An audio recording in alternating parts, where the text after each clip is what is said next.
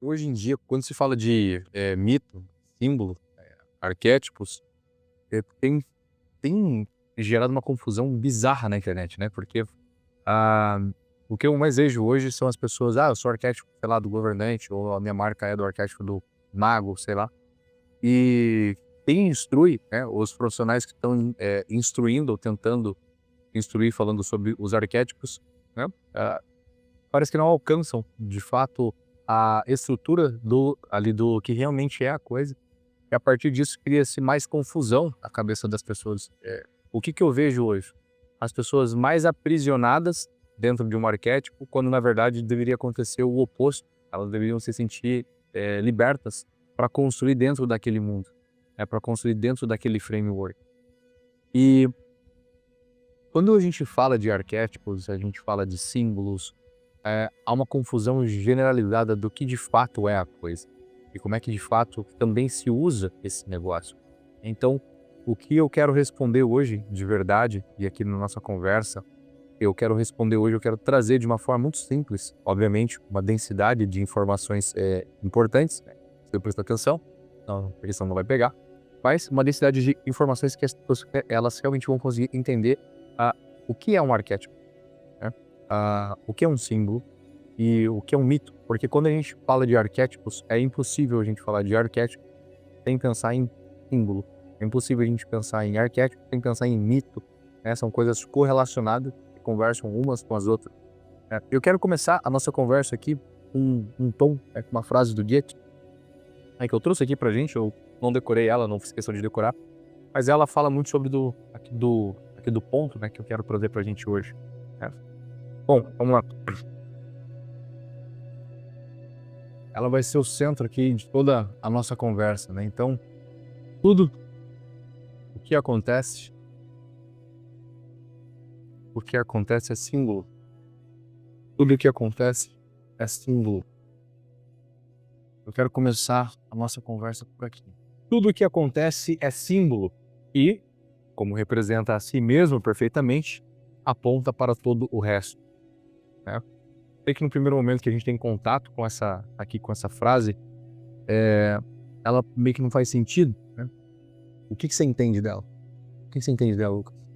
É como se ele estivesse falando que o símbolo ele é um aglomerado de cores, mas ainda é como você falou, Yep. precisa de uma continuidade. Tem uma hermenêutica por trás aqui dessa frase, né. O que que é uma hermenêutica, né? Tem a frase e ela tem camadas por baixo, que é o que a gente vai desmontar aqui hoje. Porque se a gente não entende essa frase aqui, a gente não consegue entender mito, símbolo e arquétipo, né. E, bom, vamos começar como o Dr. Jung ele definiu, né, arquétipos, no livro dele, que é o livro Psicologia e Religião, né. Foi na onde ele começou a trazer muito sobre o tema, né, então de a gente tem que discorrer aqui aí de um pouco de onde veio a ideia, de onde começou a coisa, né, e depois a gente ir para os universais. Mas o Jung trouxe, né, eu trouxe aqui pra gente também, eu trouxe exatamente com as palavras dele, né. Arquétipos para o Dr. Jung, que a gente vai falar muito dele aqui hoje, são formas ou imagens da natureza coletiva que ocorrem em praticamente toda a Terra, como componentes de mitos e, ao mesmo tempo, como produtos individuais de origem inconsciente, né. Então, ó, uma frase chata, né, mas que obviamente eu quero abrir ela aqui hoje pra gente, porque nosso objetivo é realmente entender, o que são essas estruturas, como é que mito se conecta com símbolo e símbolo se conecta com arquétipo e o que que é arquétipo e símbolo. E há uma bagunça coletiva muito grande acontecendo na internet pela falta, obviamente, da atenção, do estudo, dos profissionais que começam a falar sobre o assunto e não tem, de fato, o interesse genuíno de lecionar e retirar essa confusão. Porque qual a consequência disso? Eu vejo pessoas com neurose gravíssima, né, vocês sabem, eu sou psicoterapeuta, então eu vejo pessoas com muitas neuroses e graves, assim: "Cara, mas eu não posso mais usar tal roupa, mas eu não posso mais gravar fora do meu cenário", mas, meu Deus, cara, assim, trava a vida da pessoa, sabe. E isso faz muito mal pra alma ali do indivíduo. E além disso também, deixa a galera meio embotada. O que é embotada? Meio que achata a pessoa, né, ela fica meio que presa dentro do negócio e, como eu já disse, faz muito mal. Bom, quando a gente começa a falar então de símbolos e arquétipos, a gente tem que entender, vamos ler essa frase aqui do Jung de novo, né? formas ou imagens da natureza. Aliás, de natureza coletiva. Então, formas, pensa comigo, formas ou imagens de natureza coletiva, ou seja, é igual, isso se repete em vários locais, que ocorrem em praticamente toda a Terra, como componentes de mitos e, ao mesmo tempo, como produtos individuais de origem inconsciente.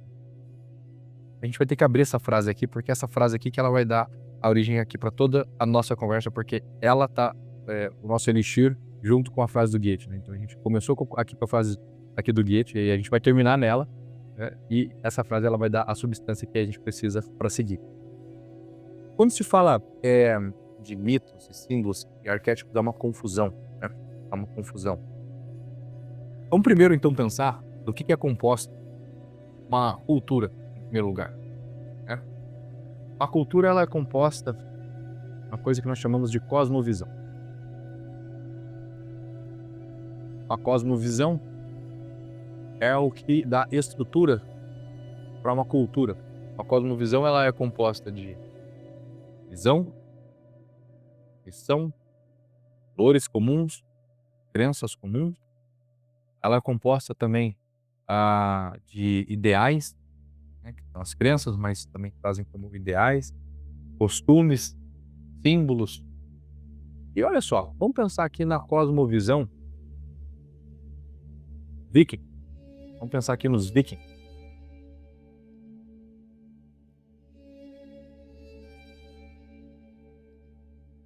Olha só que maneiro. Os vikings, né, o vikings, o que eles tinham como cultura? Eles tinham uma visão que quando eles morressem, eles iriam para onde? Para Valhalla, né? Para Valhalla. Beleza. E se ele morresse fora de, caso ele fosse um guerreiro, se ele morresse fora de guerra, ele não iria para Valhalla. Ele não poderia brindar nos salões. Então aqui a gente tem uma mitologia viking. Então essa cosmovisão dele, esse comportamento foi formado por uma mitologia. Ou mito. Uma mitologia. Então, eles acreditavam em vários deuses. Acreditavam em Odin, Thor. Então, quando a gente olha para a mitologia dos vikings, né? Então a gente pensa nos deuses da mitologia viking. Pô, tem o deus, vamos lá, vamos colocar aqui, né? Odin, Thor, Freya, né? Olha só que interessante isso aqui. Eles, no início da civilização, os homens mais sábios, né, os homens mais cultos, que é o que eles chamavam, né, nas tribos indígenas são chamados de xamãs, nas tribos antigas ou nas civilizações antigas são me fugiu o nome, são os grandes sábios, né, ou são os oráculos. Então, esses grandes homens ali daquela pequena população que um dia foi, ela começou a ter um acesso profundo a visões, um acesso profundo a algo que dê uma ordem a esse mundo. Então, todo homem, ele busca, né, o homem em si, ele busca responder a uma questão, né? Qual é a ordem? Qual é o sentido deste mundo? Qual é o sentido último deste mundo, né? Ou desta vida?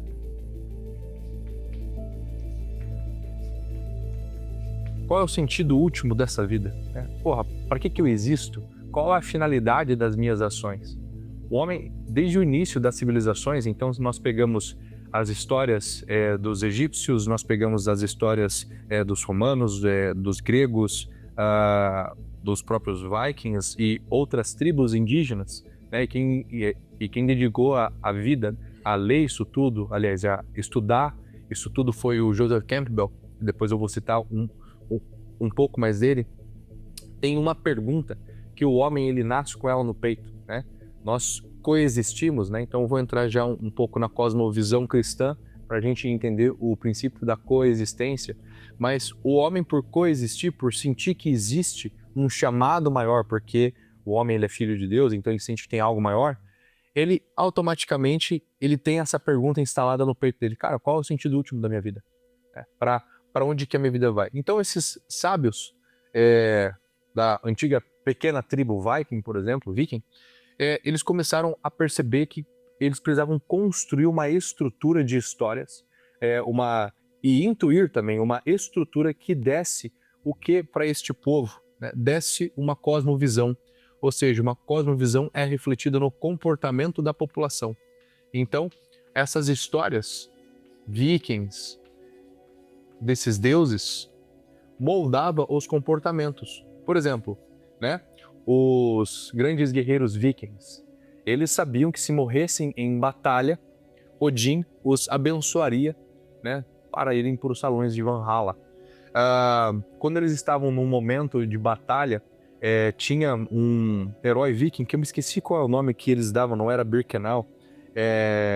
Enfim, quando um guerreiro viking estava em estado de fúria completa, ou seja, ele estava literalmente assim, em estado de raiva pura, ele entrava num estado que diziam que ele estava então, né, completamente em consonância com o Thor, né? Ele estava em consonância com o Thor, ele estava abençoado pelo deus Thor porque ele ficava extremamente agressivo e poderoso no campo de batalha. Inclusive, os guerreiros vikings têm uma história muito interessante, né? Que quando você pega para ler, os vikings eles eram retratados como guerreiros que não tinham medo de morrer, né? Então, os outros oponentes, as histórias dos guerreiros do outro lado, né, diziam, cara, esses caras têm uma coisa no olhar que parece que eles não têm medo de morrer, né? Eles estão ansiosos pela guerra, pelo sangue, pela batalha, eles têm uma fúria, enfim. Só pra gente entender um pouco de como é que era o comportamento dessa civilização, que era predominantemente, né, de pescadores e guerreiros. E como é que formou esse comportamento coletivo? No sentido de, por exemplo, se você fosse jantar em casa e você trouxesse a sua noiva, e eu tô com a Gabi, que é minha esposa, seria comum eu partilhar a cama com você. Alan, vamos todo mundo agora fazer um bacanal maneiro aqui. O Lucas veio junto também, deixa as crianças na sala que já tem 3 filhos, vamos lá pra cama, vamos dividir a cama. Pô, se eu fizer esse convite pra você hoje, você vai achar no mínimo, caralho, você vai tomar no seu cu, né? Tá louco, né? Fora da empresa. Você vai embora, né? Cara, mas olha só que interessante, né?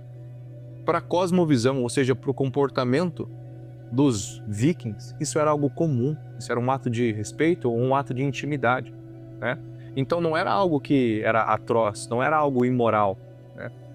Mas olha só que interessante, toda essa cosmovisão tornou-os em uma cultura, né? Eles tinham então, portanto, uma cosmovisão, uma cultura que era mais animalesca. Ou seja, eram uma cultura meio animal. Guerra, olha só, sexo, matar, comer e caçar. Era uma coisa meio tribal, né? Era uma coisa meio tribal, assim. Quando nós vemos lá na série, para quem assistiu, né? Eles são os pagões, né? Eles são como monstros ou bichos. Se você vai para o sentido último dessa palavra mesmo e aprofunda, de fato eram animais, não eram pessoas, porque o homem ele tem uma coisa que a gente vai tratar aqui daqui a pouco, que ele tem dignidade de pessoa, né? A gente vai tratar daqui a pouquinho aqui o que é a finalidade das coisas com as 4 causas, que aqui embaixo a gente vai deixar já anotado aqui, já como um looping aberto na cabeça do telespectador. Causa eficiente, causa formal, né? Causa material e causa final. Eu normalmente coloco a causa material para cá, mas enfim, eu puxo para cá. Olha só que legal então. O homem sempre tentou responder à questão: qual é o sentido último desta vida ou da minha vida?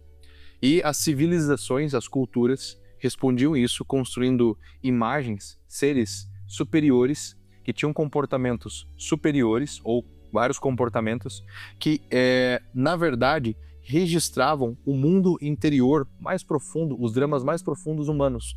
O que é a diferença de um mito para uma história, né? Qual é a diferença aí dos dois, de um mito para uma história, né? A diferença para uma história é que um mito, ele não aconteceu. Por exemplo, Odin não existiu. Não existiu um cara chamado Odin que foi lá e morreu e era um deus encarnado. Não tinha o homem-deus na cultura viking.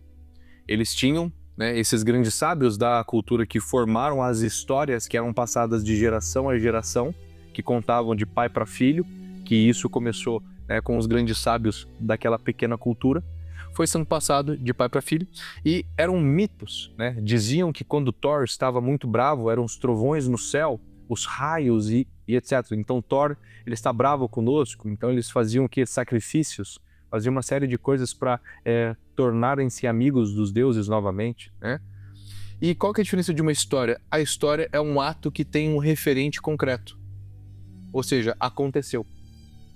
Uma história aconteceu. Eu consigo ir até o local e checar os fatos, mas eu não consigo checar os fatos que Odin existiu. Mas olha que maneiro isso aqui. Essas histórias desses deuses, concluindo, que são mitos, ou seja, a mitologia viking, formou então, no senso comum coletivo, um equilíbrio comportamental que dizia para esta população local o que ele podia fazer e o que ele não podia fazer, o que era crime e o que não era crime, o que era bom e o que era ruim. Então, a formação cultural, por conta dessa cosmovisão advinda dos mitos que são os deuses, por exemplo, no caso da mitologia viking, automaticamente forma o comportamento cultural daquela civilização. Quando a gente vai, por exemplo, agora vamos lá para os egípcios, como você trouxe, Osíris, Osíris é o deus que foi cortado, em várias partes e tem toda aquela história e etc. Você vê que a cosmovisão, ou seja, a cultura egípcia, ela é completamente diferente da cultura, por exemplo, grega. E é completamente diferente da cultura romana. E é completamente da cultura viking. E o que torna essas culturas diferentes? Seus mitos. Os seus mitos. Como também a oriental, a cultura da meditação, a cultura mais ayurveda e etc. São culturas que têm uma formação de deuses diferentes. Agora que a gente entendeu isso, a gente consegue começar a compreender, inclusive, de onde vêm esses mitos e do porquê que eles têm correlação com arquétipos e símbolos. Porque vamos lá, vamos pensar aqui num mito grego, Vamos pensar aqui no deus Thor, Vamos colocar aqui Thor. Vamos pensar em Thor agora, quer dizer, Thor não, porra, Zeus. Zeus. Zeus. Beleza. Quem foi Zeus? Bom, vamos lembrar aí do desenho Hércules, Quem que assistiu o desenho Hércules? É o deus principal do Olimpo lá, que É o deus principal do Olimpo. coordenava os outros deuses mais conhecidos. Exatamente, ele era o deus picão, Ele era o 01, o deus dos deuses, Ele Deus trovão. era o cara. Se a gente volta para os gregos, Zeus existiu? Sem indícios também. Sem indícios, Zeus não existiu. Ok, mas no consenso coletivo, no mito, Zeus existia e para eles era real e isso afetava o comportamento deles. Afetava o comportamento dos gregos, Mitológico. Isso é um conto mitológico. E por que é um conto mitológico? O que é um mito? Um mito, ele de certa forma, que eu estou trazendo, assim de uma forma mais simplificada, ele é aquilo que fala de mais profundo da alma humana. É uma representação profunda de um drama possível humano. Está no campo de possibilidades do homem. Então, quando a gente olha para Zeus, vamos rememorar algumas histórias de Zeus. Cara, Zeus era deus do Olimpo, Então, no caso, ele era o cara, ele era o 01. Ele tinha mais poder, então. Zeus tinha mais o quê? Ele era, além de muito poderoso, ele era cafajeste, Mulher. Ele era mulherengo, Ele pegava todo mundo, comia todo mundo, O bicho era foda. Ele tinha vários filhos, como, por exemplo, Hércules, que era um semideus, Ou seja, Zeus saía do Olimpo e ia pegar a mulherada humana e deixou um tanto de filho e não assumiu meio que nenhum, Tipo assim, não vou pagar pensão não, foda-se. Mas ao mesmo tempo, ele era uma figura ordenadora ordenador que colocava ordem no caos, ao mesmo tempo que ele tinha esse pecado da luxúria, né? Mas ele também, ao mesmo tempo, ele era um homem, né? Olha, um Deus, um D minúsculo, que ele ordenava os céus, ele ordenava o Olimpo, ele ordenava as coisas. Olha que interessante, a gente parece estar falando do arquétipo, ou seja, do tipo do governante. Zeus, ele era uma figura que representava esse governante. Ele representava, inclusive, as duas faces do governante, quando a gente entende. Então, o que esses mitos são, né? Esses mitos aqui, eles são possibilidades de dramas humanos. Eles são possibilidades de dramas humanos.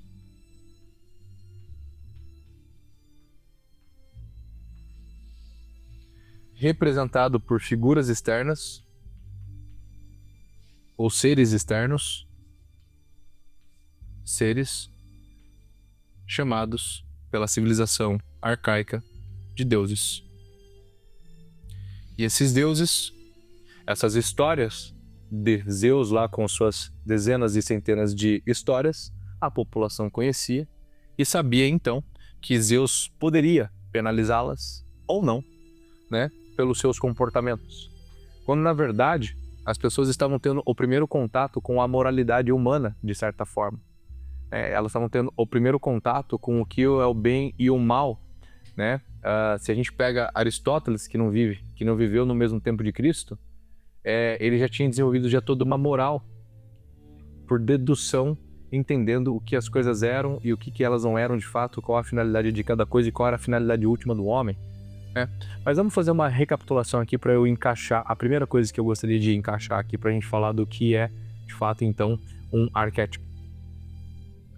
Quando nós pensamos então nos vikings, os vikings tinham seus deuses. Um dos deuses do rei dos vikings era Odin, havia Thor, Freya. Legal.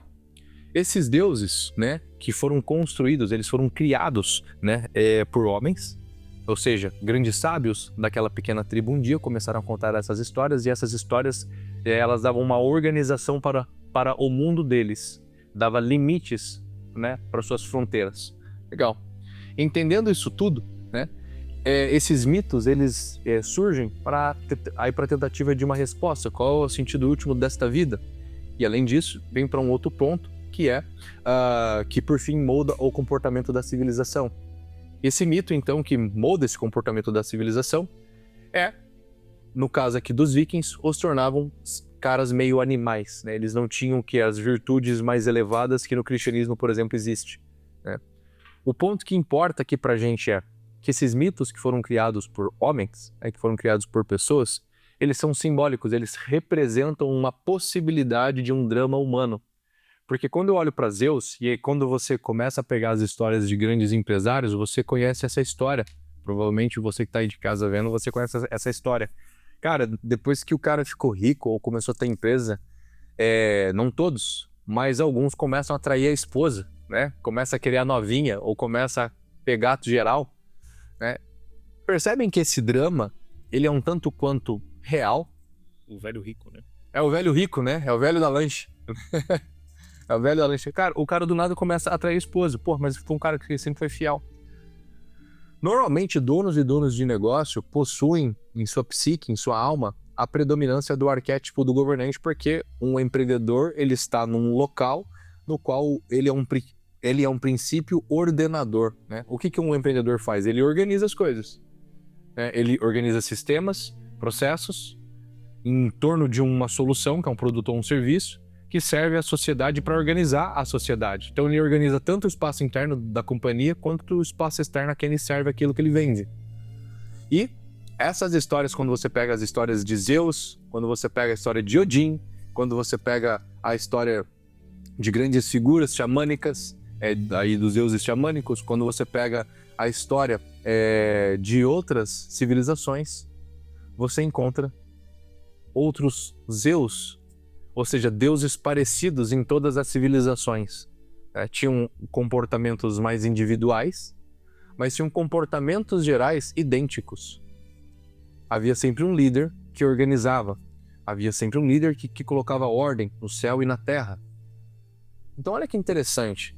Com isso a gente consegue destacar dessas histórias, né, um ponto em comum narrativo que é como se fosse, né, um quadrado. É um ponto em comum narrativo.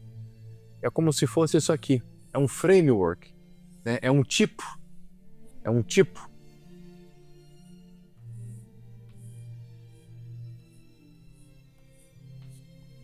Tem 3 quadrados aqui na lousa, né?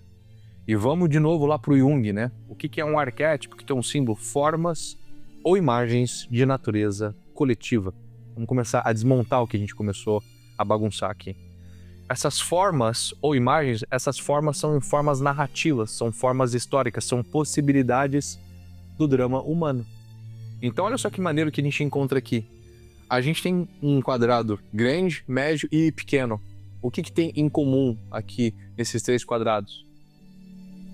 Nota entre eles, o mesmo formato. O mesmo formato, né? O quadrado em si, né? Tem a mesma forma, né? Tem a mesma forma. Só que você percebe que aqui eles têm algo diferente, que é o quê? Tamanho, volume, né? Um tem um volume pequeno, médio e grande. Né? Legal. O arquétipo, ele é essa estrutura invisível do quadrado, mas que se molda em cada cultura de forma diferente. E aqui é onde as pessoas começam a se aprisionar. Eu vou abrir isso aqui daqui a pouco, né? Mas aqui eu quero trazer essa primeira percepção. Quando nós pensamos então em Zeus ou em Odin, e nós estamos falando de um drama do governante. Quando nós falamos qual é o arquétipo do governante, tá? Do que a gente está falando? Nós estamos falando exatamente de possibilidades de dramas humanos, ou seja, possibilidades de dramas que existem na natureza do homem, que podem vir a acontecer ou não. Então, quando eu vou estudar um arquétipo e eu não conheço os mitos que representam governantes, ou seja, deuses e histórias, heróis, por exemplo, que representam o governante, eu não conheço o arquétipo do governante. Eu posso ler lá O Herói e o Fora da Lei. É um bom livro se eu sei ler aquele negócio direito. Ele tem um viés progressista, mas se eu consigo eliminar a coisa, a Carol fez um ótimo trabalho. O que ela traz lá? Ela traz possibilidades de governantes, ou seja, marcas que se apresentam de uma forma individual, porque concorda comigo que o mito egípcio, grego e viking são diferentes? As três culturas possuem um Deus supremo. Mas esse Deus supremo se comporta de forma diferente, tem tons de coerência, tem tons de idênticos, mas tem tons diferentes para cada cultura, para cada movimento que aconteceu no mundo. Então, um arquétipo, né, formas ou imagens de natureza coletiva. Aí vem as imagens. Quais são os símbolos que representam poder, controle, ordem? Então é onde nós entramos, né, aí em todos os símbolos arquetípicos que pertencem à cadeia do ser do arquétipo do governante, que a gente já vai entrar já em densidade de presença e simbólica daqui a pouco. Então, olha que maneiro isso aqui. Quando eu penso então numa figura de liderança, eu penso numa coroa, eu penso num cetro, eu penso no sol, eu penso essa pessoa num local mais alto, né, e ela como figura de liderança, colunas gregas. Aqui falamos 4, 5 símbolos para começar, só que a simbólica é uma matéria, como ela fala no fim de Deus, é uma matéria, ela é uma matéria infinita, né? Mas nós conseguimos reunir, e agora eu queria concluir aqui, vamos lá, arquétipo do governante. Cada pessoa o expressará de uma forma individual. Eu não terei os mesmos dramas de Zeus no sentido de eu não farei sexo com uma humana e criarei Hércules. Não, essa história é de Zeus. Mas eu sei que eu tenho a potência em mim como um governante, agora que eu já controlo muita coisa, ter a possibilidade da corrupção do meu casamento, porque a minha mente ela começa a funcionar de uma forma, uma potência, não é que é, mas uma possibilidade escrota que eu posso fazer isso. Como também eu posso ser um puta de um líder e ordenar cada vez mais o mundo e ser um grande rei, como nós tivemos reis santos na Europa, né? Na França, nós tivemos reis santos, né? Que homens de carne e osso que se devotaram a organizar uma civilização com a perfeição majestosa. Então tá na potência de um governante ser muito bom, como ser muito mal, como tiranos, como Hitler, por exemplo, como Stalin, por exemplo, como Mao Tse-tung, como por exemplo, que foram governantes, uma potência destruidora também. E a gente consegue ver na ira de Zeus, por exemplo, ele destruindo, né, os homens e a todos de uma forma completamente desumana. Então, quando eu pego um grande mito, o que é uma grande mitologia? É uma história que abarca grandes possibilidades humanas. No caso de Zeus, é uma figura que representa o governante. Quando eu leio o mito de Zeus, e conheço todas as histórias, eu estou conhecendo todos os dramas que uma pessoa de carne e osso, como vocês, e como eu, e como todos que estão assistindo, né, podem viver como um governante caso tenha ele como predominante em sua personalidade. Então, eu conhecendo as histórias de Zeus, por exemplo, eu conheço as potências boas e ruins que eu tenho na minha alma, por exemplo. E com isso, eu tenho dentro, aqui deste governante, símbolos que representam esse governante. Arquetípico. Arquetípico tem uma definição que eu gostei muito, que eu aprendi com o professor Ítalo, com o Ítalo Marcílio, numa aula que ele deu, e eu gostei muito dessa sintetização que ele fez. Qual é a diferença de um arquétipo, ou seja, de um símbolo arquetípico, para algo que não é arquetípico?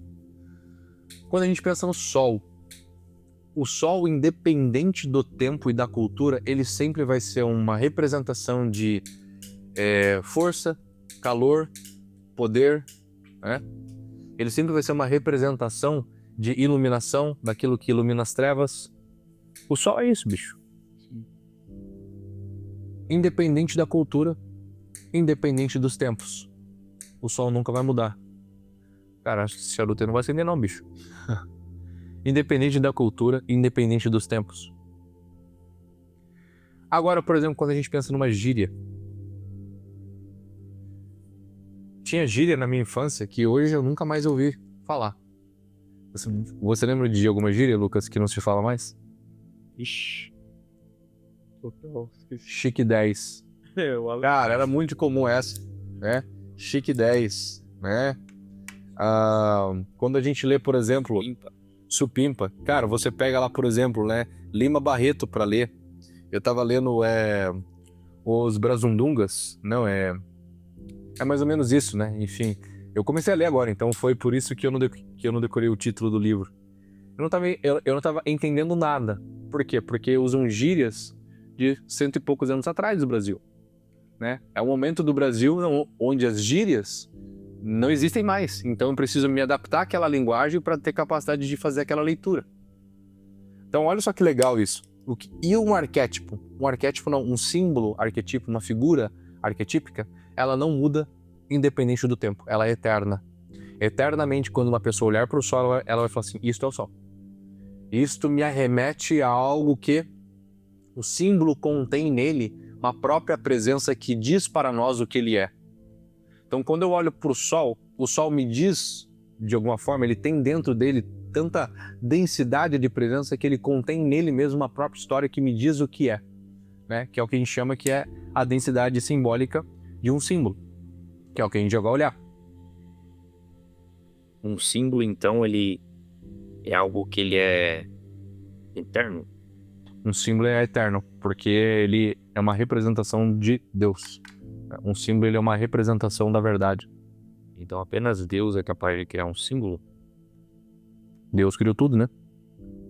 O homem não é capaz de criar um símbolo, então? O homem ele apenas consegue Associar símbolos já existentes? trabalhar o símbolo, né? Mas ele não consegue criar símbolo. Ele só cria aquilo que alguém criou. Quem criou? Deus, entende? Ele só consegue mexer com a areia e o cimento que ele criou. A presença já tá na coisa em si. A presença já tá na coisa.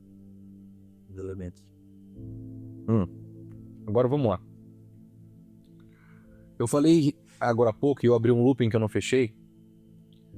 Mito é diferente de história. Por quê? Porque a história de fato aconteceu. Tem lastro histórico. O mito de fato aconteceu. As pessoas um dia poderão assistir esse vídeo e dizer: no dia X de agosto, nem sei que dia que é hoje, tô perdido nos dias, 6, né?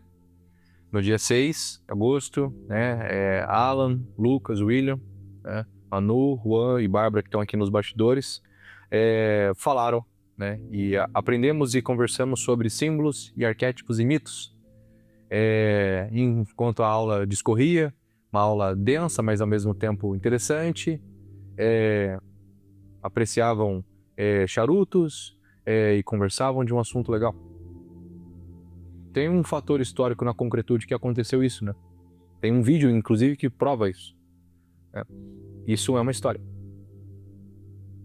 Tem um referente real na matéria, né? E aquilo que era potencial se tornou alto. Um mito, olha só isso aqui que eu vou dizer, isso aqui é muito importante. Um mito, ele é uma potência do teu coração, da tua alma. Todos os mitos, ou por que se estuda os mitos? Quanto mais eu estudo os mitos, mais eu compreendo a minha potência, boa e ruim. Mais eu aumento o meu repertório interior de uma potência boa e ruim que eu tenho no meu peito. Potência, não ato. O que torna um ato é o seu livre-arbítrio, que é o que Deus te deu também. Agora, falando de história, por que nós, aqui no Ocidente, nós temos, né, um mito fundacional, né? Ou seja, nós temos uma história, agora não é mais mito, agora uma história fundacional cristã. E Cristo existiu. Porque Cristo existiu. E tem provações dos milagres, como até hoje tem as provações dos milagres dos santos. Como, por exemplo, Padre Pio, né, voando, estando em 2 lugares ao mesmo tempo, isso tudo em 1960, comprovado cientificamente. Então, para os materialistas de plantão, só você ver, tem toda a documentação de nego que não tinha olho voltando a enxergar, essa coisa toda, provado. Quadro de Nossa Senhora de Guadalupe. Quadro de Nossa Senhora de Guadalupe, aparição de Fátima, Aparecida, aparição, né? Então, quando a gente vai entendendo, vamos lá, né? Deixa eu voltar um pouco. O Ocidente, ele tem um mito fundacional, uma história fundacional cristã. Ou seja, o nosso Deus, ele existiu. Zeus não existiu, mas o nosso existiu. E o nosso Deus é o modelo perfeito, porque é o homem-Deus, que é o homem sem pecado, né? Porque era Deus, é o homem perfeito. Então Deus é perfeito, né? E aqui a história fica legal. Pô, que tá no começo eu falei assim, puta que pariu, fudeu, velho. Tô assistindo quando você dá play lá no Super Live Series, sabe? Passou 20 minutos, eu não entendi nada. Não entendi nada. Calma. Vai chegar em algum lugar. Cara, no último minuto da aula, eu vou fechar com a frase e aí tu vai falar assim, cara, faz total sentido. Você vê enigma, né? A frase do enigma e vai indo, né? Uma hora fecha. Quando a gente pensa, então, no cristianismo, nós estamos falando de algo que não foi mito. Nós estamos falando, então, de Deus. Nós estamos falando, então, a história fundacional nossa é: o homem teve seu início com um pai e uma mãe. Nós somos filhos do pecado. Por que essa afirmação é tão senso comum? Nós somos filhos do pecado, porque nós somos filhos de Adão e Eva. Para quem, obviamente, não acredita em porra nenhuma, tal, beleza, tá tudo certo. Então, esse é o mito. Esse é o mito. Foda-se. Para quem é cristão, nós somos filhos de Adão e Eva. Adão e Eva estavam onde? No Éden. No Éden. Estavam no paraíso, né? Estavam firmeza lá, né? Sem fazer cagada e tal. Até que um dia veio, né, a serpente, né? Então, o homem estava juntinho aqui com Deus, né? Tava Adão e Eva e Deus, né? A criação toda ali com eles. Deus é o criador de tudo, né? Não havia nada Deus disse, faça-se a luz, e a luz se fez. Né? Então, faça-se. Né? Não tinha nada antes. Para antes ou para depois, ele faça. Né? Pum, fez. Então nós temos aqui Adão e Eva no paraíso, colado com Deus, estava tudo certo. Até que a serpente falou ali para eles ali, ó, rapaziada, é uma maçã maneira ali, né? Come lá. E Deus falou assim, cara, faz tudo, só não faz essa merda. Esse cara, porra, vamos fazer aquilo lá então? Porra, caralho, né? É tipo criança, é tipo a nossa vida, né? É tipo cada um aqui que tá assistindo e ouvindo, né? Ó, lá é ruim. Porra, vou fazer, né? Deixa pra mim, né? Eu vou fazer. Bom, Adão e Eva, né? Então, o Criador e a criatura, concorda comigo que quando eles estavam aqui no Éden, ou no paraíso, Criador e criatura não tinha nenhuma divisão? Estavam em comunhão perfeita com Deus, não havia uma divisão, não havia uma separação com Deus, né? Tava tudo perfeito, tava tudo funcionando. Né? Então, Criador e criatura era uma só coisa. E de repente, né, veio lá a serpente e ela separou o homem de Deus. Né? Então, o Criador, pela primeira vez, se separou da criatura, porque o homem pecou. Qual é o primeiro, né? Qual que é o primeiro pecado? Né? O que faz eles acharem que eles deveriam fazer por conta própria? Orgulho. Né? Orgulho é o primeiro mal. Eu acho, porque o orgulho leva à soberba. Eu vou fazer aqui do meu jeito porque eu acho que eu sei e não quero ouvir o meu pai, o meu Criador. Né? Eu não quero ouvir meu pai. Então aconteceu aqui uma separação. Uma separação. Pela primeira vez, o Criador, né? Ele falou assim, vamos embora daqui. Se separou. A criatura se separou do seu Criador. Né? Se a gente pega, para quem não tem religião nenhuma, né, aí que tá ouvindo, esse é um mito.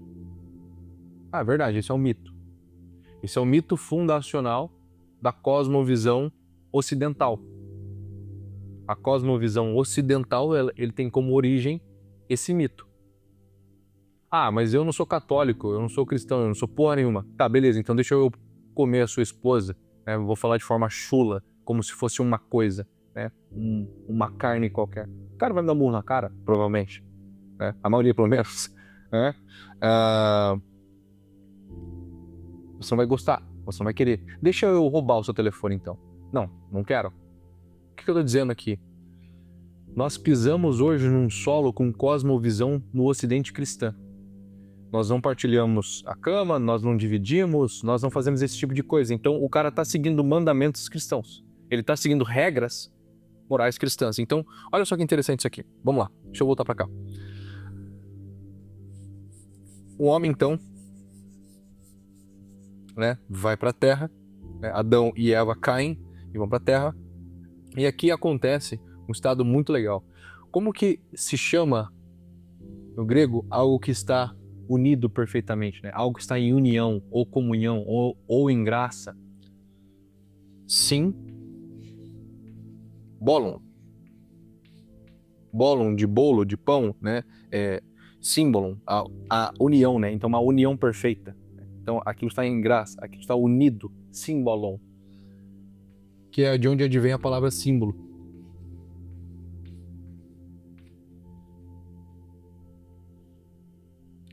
E quando isso se separa, aquilo que era perfeito se separou, perdeu-se, quebrou, entrou em estado de diabolia. Né? Essa separação, aquilo estava funcionando. Né? Diabolia.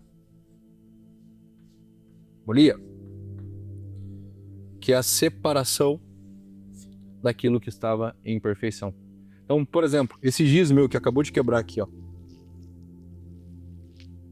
Ele estava perfeito, né? Concorda comigo? E quando ele quebrou, ele entrou num estado que perdeu a perfeição que ele estava quando eu comecei a usar ele. Então ele entrou em estado de diabolia, ele perdeu a unidade dele, ele perdeu a perfeição que ele tinha, né? Ele perdeu a perfeição que ele tinha, está em estado diabólico agora. Então é aí, daí que deriva a palavra, inclusive, né, demônio. Essa pessoa está endemoniada. Essa pessoa está, né, zoada. Ou seja, aqui a gente começa a entender uma pessoa em estado diabólico é o quê? Uma pessoa que, sei lá, tá pegando geral, tá matando alguém, tá sendo um tirano como Hitler, né, tá fazendo mal aos outros de uma forma desimpedida. Essa pessoa ela está muito separada do Criador da criação perfeita. E aí nós temos um itinerário, que são os 7 pecados e as 7 virtudes, né? Então a gente tem aqui os 7 pecados capitais e as 7 virtudes. Ou seja, 7 formas de você ir mais para o inferno e 7 formas de você estar em comunhão, estar em graça com Deus. Não vou entrar aqui profundamente agora, porque agora eu venho para as 4 causas, porque tem tudo a ver com um símbolo, e a gente vai entender de verdade agora como é que a gente articula um símbolo, um mito e um arquétipo, porque uma marca, um posicionamento de marca de verdade, precisa conhecer isso tudo. Porque uma marca ela tem que ter o quê? Um mito fundacional ou uma história fundacional. Essa história fundacional compõe nela um arquétipo e compõe nela uma possibilidade simbólica, que compõe nela uma finalidade na qual só aquela marca, aquela empresa, aquele posicionamento de marca pode vir a ter.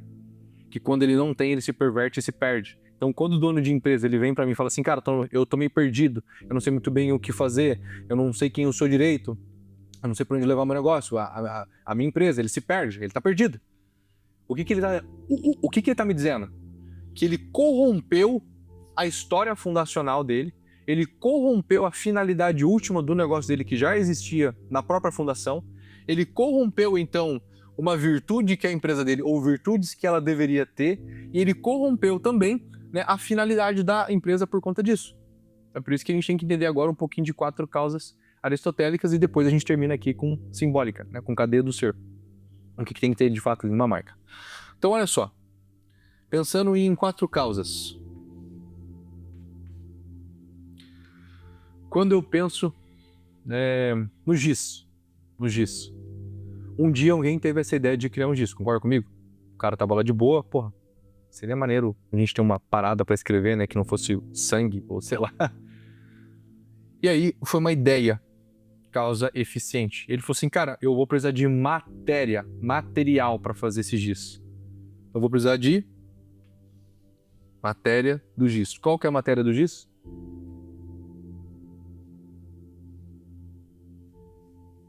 Qual material que é usado para fazer o giz?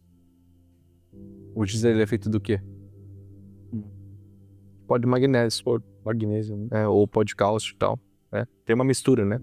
Então, pegaram esse giz, esse pó, essa coisa e deram forma, prensão desse giz para que ele ficasse aí dessa forma e colocando, né, outros elementos para que o giz ficasse assim. Para que ele alcance a finalidade dele, que é escrever em lousa e dá para apagar.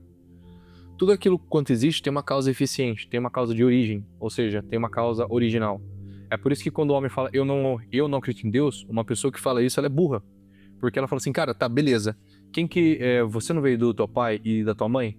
E você não veio, a tua mãe e teu pai não veio dos seus avós? E não veio dos seus bisavós e tataravós? E não veio. Você vai chegar em alguém. Você vai chegar em uma mulher e um homem. Se você for minimamente inteligente, por dedução. Isso é dedução lógica básica.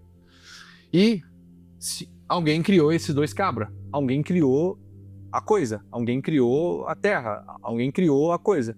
E isso nós damos o nome de Deus, que é o criador de tudo. Então o homem, né, quando a gente fala, o homem ele não existe por conta própria, ele coexiste, a começar pelo seu pai e pela tua mãe. Você não existiria sozinho, você não seria na realidade se Deus não quisesse. E aí a gente vem aqui para a causa eficiente, por exemplo, do giz, e a gente vem para a causa eficiente no caso de uma empresa. Qual que é a causa eficiente de uma empresa? Toda empresa ela começou por uma finalidade, ela começou com uma ideia, com um propósito. Ela começou por algum motivo, não é? E aí depois, com o tempo, essa empresa ela vai tomando uma forma, olha só, por exemplo, o nosso caso, a gente tem aqui o MPM, né, que é a nossa metodologia, tem 230 páginas. Essa empresa começou lá atrás porque eu não conseguia me expressar e não conseguia falar de fato quem eu era, os meus diferenciais, eu era muito bom, mas ninguém reconhecia e blá blá blá. E eu quis mudar isso e eu comecei a unir vários materiais. Eu uni filosofia, psicologia, teologia e marketing e eu dei forma a essas matérias e essas matérias juntas fundou-se um método manual de posicionamento de marca, que é um passo a passo para qualquer pessoa que tem um negócio na vida consiga posicionar sua marca de forma clara e coerente com o que ela é. Pronto, essa é a nossa empresa, por exemplo, o Grupo Autêntica. Então, olha só, a finalidade dela, última é o quê? Posicionar negócios, porque ela nasceu dessa necessidade. Quando a gente olha para uma empresa como a Jaguar, assim, por exemplo, ela se perdeu completamente, né? Porque ela rompeu com a história fundacional dela. Ela rompeu com o que fez ela começar. Ela rompeu com o seu mito fundacional. Com as histórias do fundador. Perdendo a matéria, é a mesma porque usa lata e metal e borracha e etc. Mas a forma de fazer mudou. Alcançando uma finalidade diferente, ou seja, essa marca ela perverteu. Agora vamos entender o que é uma coisa em estado de diabolia ou de símbolo de união perfeita. O que é uma empresa autêntica de verdade? É uma empresa que entende do porquê nasceu e para que nasceu e para qual fim existe e tenta buscar isso todos os dias.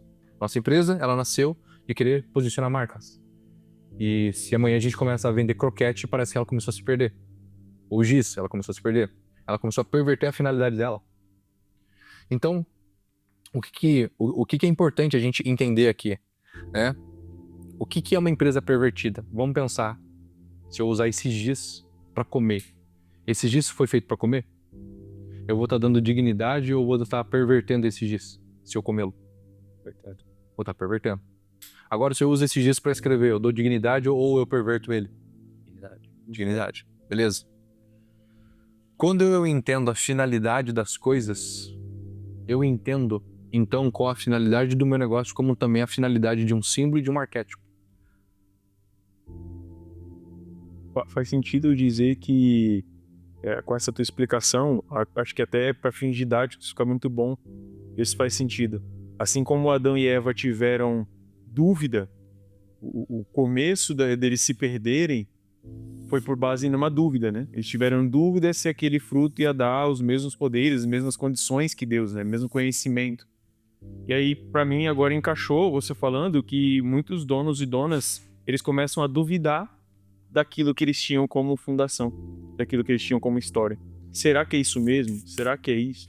E você percebe que a cultura da empresa, então, começa a se perder, começa a se demitir, ou bons funcionários começam a sair. Como se fosse o pecado original daquele fundador. É como se fosse o pecado original, porque se essa empresa é de posicionamento de marca e ela foi fundada e ela nasceu para isso, e daqui a pouco ela tá vendendo croquete, cara, eu não tô aqui para croquete. Da mesma forma como a gente tem a cultura hoje ocidental cristã, que o cara pode ser católico ou não, e isso tanto faz, ele tá vivendo nos valores e nos costumes cristãos, ele tá marcado por isso, e se ele tenta fazer diferente, ele é preso.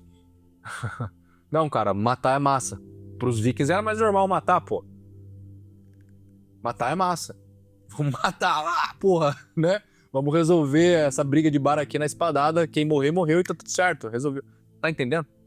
Então, a empresa que ela perde o seu mito fundacional, a sua história fundacional, ela já tá pervertida. Porque ela perdeu a origem pelo qual ela foi fundada e pelo qual ela começou. Então, a cultura que é formada de visão, missão, valores, crenças, ideias, se perde também. A grande ideia se perde. Aí vem Platão dizendo, Platão já falava sobre os arquétipos, mas ele não falava a palavra arquétipos, ele falava a palavra ideias.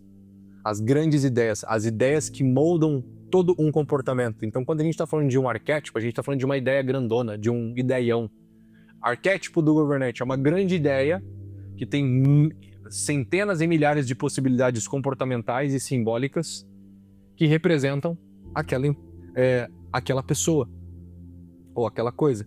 Quando a gente fala, essa empresa tem o arquétipo do governante, o que eu estou falando na verdade? Eu estou falando que depois de ouvir a história do líder, olhar para o rosto do dono, ver os produtos e os serviços que a empresa oferece, e como eu conheço dezenas de mitos que representam cada um dos arquétipos, como por exemplo do governante, e eu conheço dezenas e milhares de símbolos que representam esse governante, quando eu ouço essa história e vejo essa história, eu tenho esses mitos na minha cabeça e essas narrativas na minha cabeça, eu consigo diagnosticar.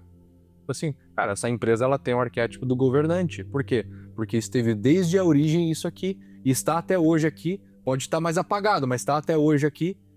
Está confuso e nós vamos criar uma organização cultural que tem princípios, valores, costumes, crenças, ideias, produtos, serviços, cores, tipografia, paleta de cor, cenário, roupa, comunicação, que dá o quê? A substância de um governante. Eu vejo a logo, eu sinto que ali tem uma presença, porque eu vejo um símbolo arquetípico ali. Aí vem uma coisa, né? Que é o que a gente entra em cadeia do ser simbólica, que é muito importante, porque quando as pessoas vão montar uma marca, por exemplo, elas se perdem aí. Ah, você é o governante, bota o blazer. Porra, mas se eu tirar o meu blazer pra ir na praia, então eu vou perder o arquétipo do governante? Não, porra, você continua com aquela narrativa interior dentro de você. Então, sabendo, entendendo de arquétipos ou não, eu já tenho um arquétipo. Você entendendo de arquétipos ou não, arquétipos é uma ferramenta da psicologia analítica, na qual o Dr. Jung a popularizou na nossa década anterior. Na década não, né? Nos últimos 100 anos. Ele morreu em 65, né? 66. Enfim, de 1900 até 66 que o Dr. Jung ficou vivo.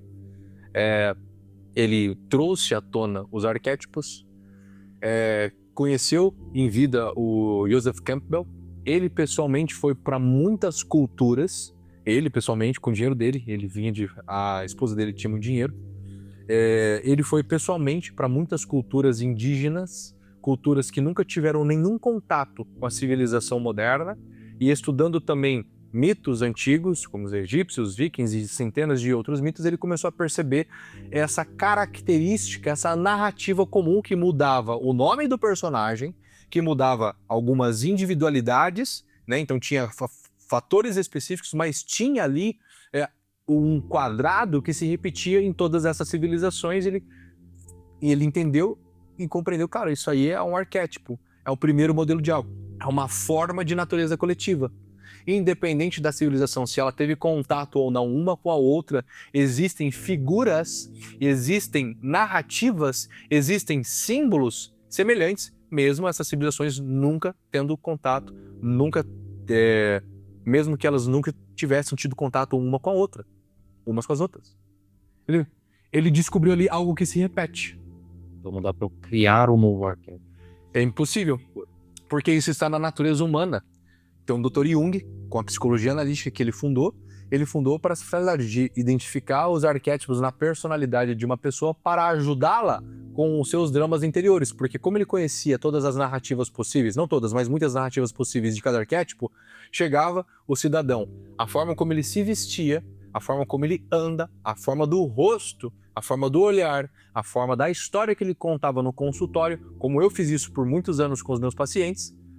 Eu já identificava o arquétipo predominante na personalidade dele e identificava os dramas possíveis daquele arquétipo, porque eu conheço os mitos do arquétipo, por exemplo, do governante e os dramas possíveis que ele pode viver.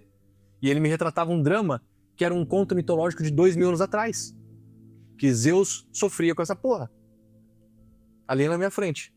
Uma vez eu fiz uma análise de um sonho, e aí vem os arquétipos, onde que eles são identificados com muita clareza? Nos sonhos. Então, aqueles sonhos muito loucos que você tem de noite, muitos deles têm material simbólico ou material arquetípico. O Dr. Jung pedia para que os pacientes trouxessem os sonhos, como eu também já pedi para os meus pacientes. Eles traziam esses sonhos. Esses sonhos tinham uma tradução simbólica. Por quê? Se eu conheço esses mitos, eu consigo comparar um mito de 2000 anos atrás com essa história, só que com elementos atualizados. Mas o framework da história, um quadrado continua sendo um quadrado. Pode ser um quadrado maior ou menor, mas é um quadrado. Identifiquei a história ali do fulano. E com isso, o que me ajuda? A ajudar esse cara com os dramas dele. Mas quando eu tô falando de posicionamento de uma marca, puta que pariu, cara. Eu tenho tudo na mão. Eu tenho literalmente um manual para construir símbolos, para construir histórias, para construir narrativas, para construir todo elemento de persuasão possível para manifestar na marca para que ela seja muito autêntica, né? é quando o dono se vê, e como acontece aqui conosco, né, das mais de 300 marcas que a gente já entregou no final, na última apresentação, o cara fala, isto é eu. Em símbolo, em cor, em história, em visão, em missão, em valores, em práticas, em produto, em serviço e em comunicação, isto sou eu.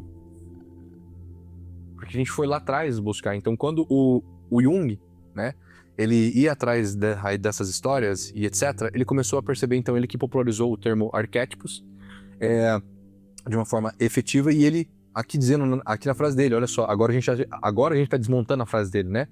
Formas ou imagens, símbolos, de natureza coletiva. Ou seja, se repete de uma forma igual ou muito semelhante em todas as civilizações, que ocorrem em praticamente toda a Terra como componentes de mitos.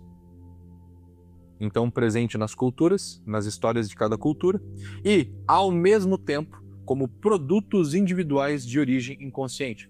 Então, esses arquétipos que o pessoal tanto fala, está em nós. É só uma ferramenta da psicologia para reconhecer seu comportamento atual, como a ferramenta DISC, como a ferramenta de Stratos, como a ferramenta o Big Five. Você responde a questões para um teste ou um terapeuta qualificado, ele identifica, cara, você, por exemplo, é um D, você é muito dominante. Ah, você é um I, você fala demais, né, pô? Ah, você é mais analítico, você é um mais conforme, mais quietão. Esses são os tipos de pessoas.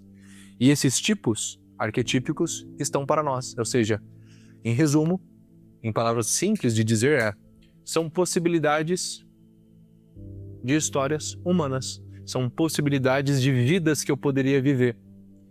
É como se você estivesse aqui no centro.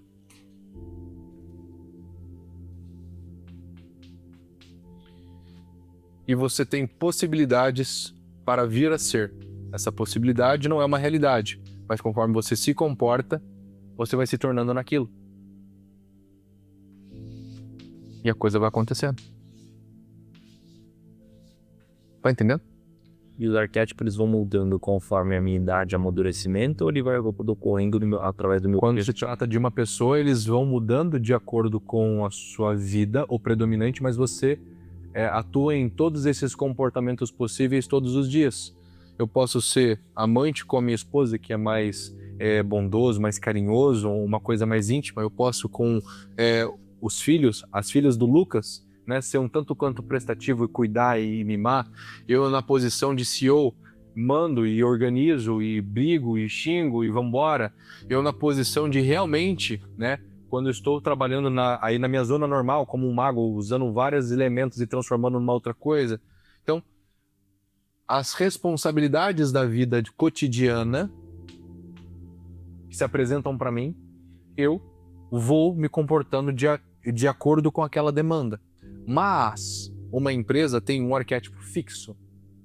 E, obviamente, quando uma pessoa ela amadurece e cristaliza a personalidade, um arquétipo fica muito claro na personalidade dela, ou dois.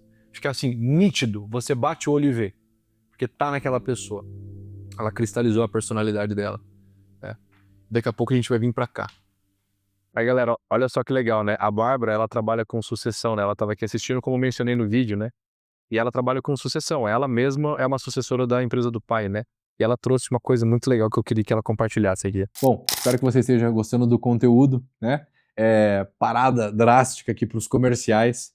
Mas é muito importante que você, por favor, deixe o seu like e se inscreva no canal também e deixe o seu comentário depois. Mas não menos importante, para que você receba uma análise de posicionamento da sua marca com um time meu treinado que entende dessa bagaça aqui atrás que você está aprendendo.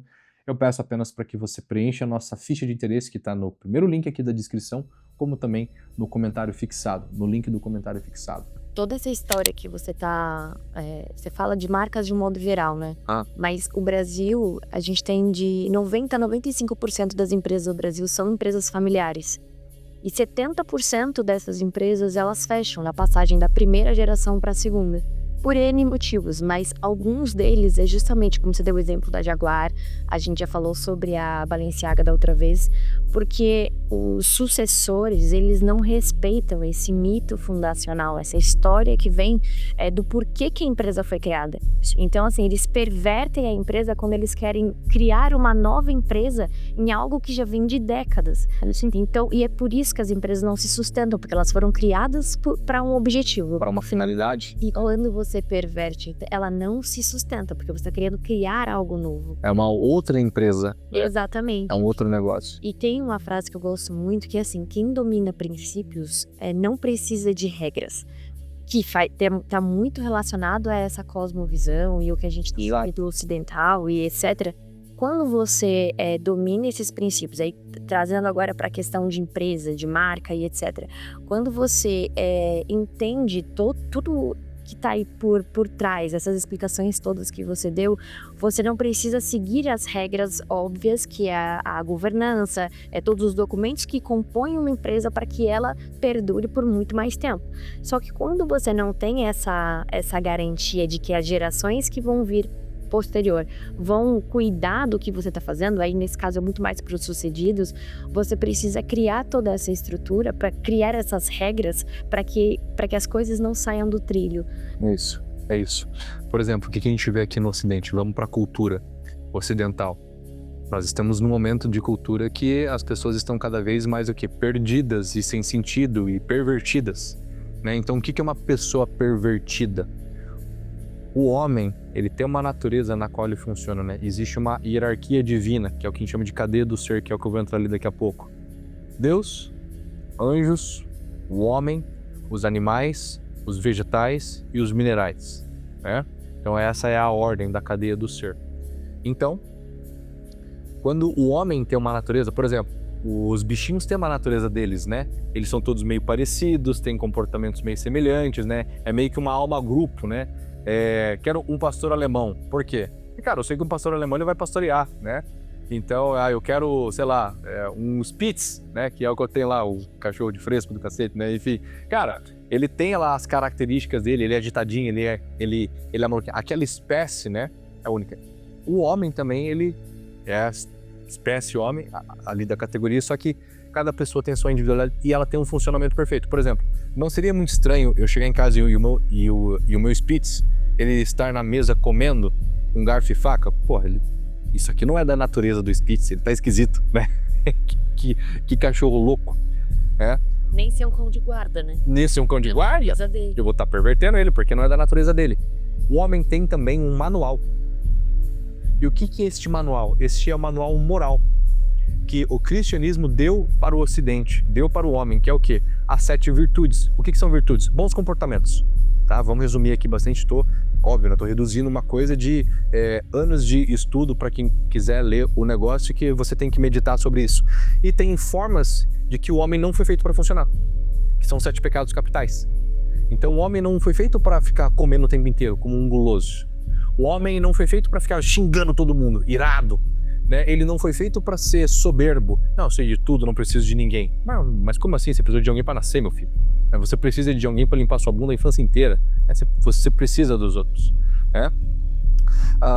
Agora vamos pegar um bom comportamento. Né? Uma pessoa que faz dieta, por exemplo. Né? Ela está controlando o que ali? Ela está controlando a gula e ela está com a vontade dela, jogando força na fortaleza, ali na temperança, na prudência. Bom, não vou me estender aqui. O homem tem um funcionamento também que a gente chama de funcionamento bom ou moral, ou que respeita o mito fundacional.